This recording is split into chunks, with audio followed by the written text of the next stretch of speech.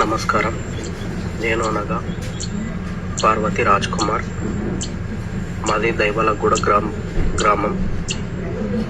ఒక సంవత్సరంన్నర అవతల నుండి మా ఇంటి షాబాద్లో మా ఇంటి పక్కనున్న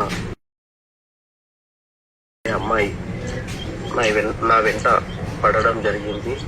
నన్ను లవ్ చేస్తున్నానని నన్ను వెంబడించి నన్ను ఊకే సదాయించి, లేదంటే నేను ఏమన్నా చేసుకుంటా, చనిపోతా, నువ్వంటే నాకు ఇష్టం అట్లా అని చెప్పేసి నా దగ్గర డబ్బు, కారు అన్ని చూసి నా వెంబడబట్టి నన్ను బాగా సతాయించడం వలన నాకు పెళ్ళి అయ్యి అప్పటికి ఒక కొడుకున్న నేను తనని యాక్సెప్ట్ చేశాను.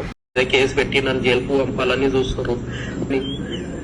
అక్షయని వాళ్ళ కుటుంబంలో వాళ్ళ నాన్నమ్మని వాళ్ళ అమ్మని ఎలాగైనా నేను చంపి నేను నా కుటుంబం ఏమైనా చేసుకొని చనిపోవాలని చెప్పేసి నిర్ణయించుకున్నా. దీంట్లో నా కుటుంబంది ఎలాంటి పాత్ర లేదు.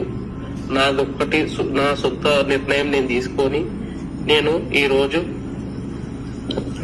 నేను ఏదైనా వాళ్ళని చేసి నేను ఏమైనా చేసుకొని చనిపోవాలని నిర్ణయించుకున్నా.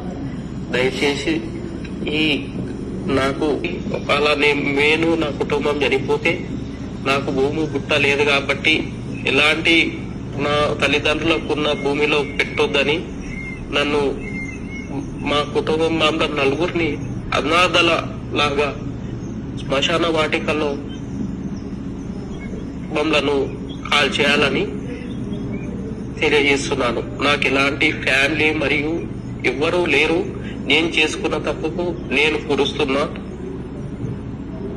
నేను చేసిన తప్పుకు నేనే శిక్షించుకోవాలని నిర్ణయించుకున్నా.